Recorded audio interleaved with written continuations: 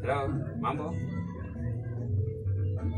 Hata mimi niko poa. Unaweza kuwa pale kwa sahi? Okay, sawa. Sio jitayarishe alafu tupatane pale juu. Ya, ile place ya juzi. Okay, sawa, utaniambia. Poa.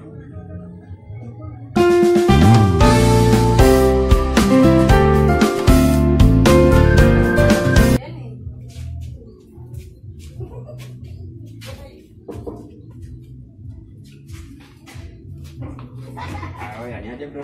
Vitu. Poa. Niko poa sana. Mzee niko na shida kiasi. Sijui kama unaweza nisaidia. Kuna mdemo anakaa hivyo na unajua keja yangu place hii kani unajua sio fiti. Na nilikuwa naomba kama nisaidia keja yako hivi unajua. Mzee na venye huko pia unaelewa pia leo niko na form. Lakini haina ngori. Naweza kuangalia kwa best dakika moja tu. Sawa, fiti. Mimi niko hapa. Sawa.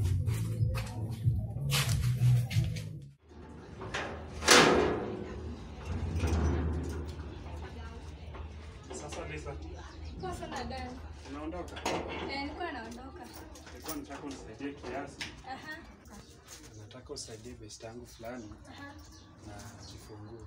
Mimi pia nyumba yangu imeshikana hivyo. Hadi nilikuwa natoka. Sasa unaweza nirudisha baadaye. Sawa. Tutaonana baadaye. Afiti.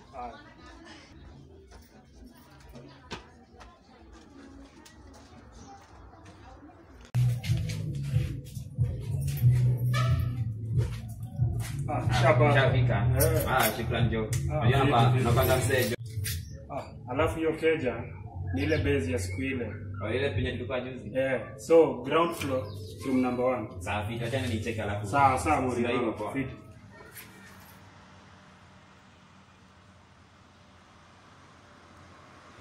Hey, mambo. Poa sana. Eko mangoja sana. Si sana. Okay, unapendeza. Asante. Okay, mimi naishi huko chini. Sijui kama tunaweza ondoka. Tunaenda. Okay, sawa.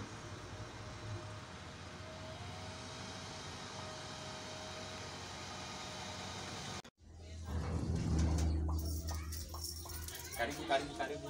Asante. Ya. Huko ndo unaishi? Ya, mimi naishi huko.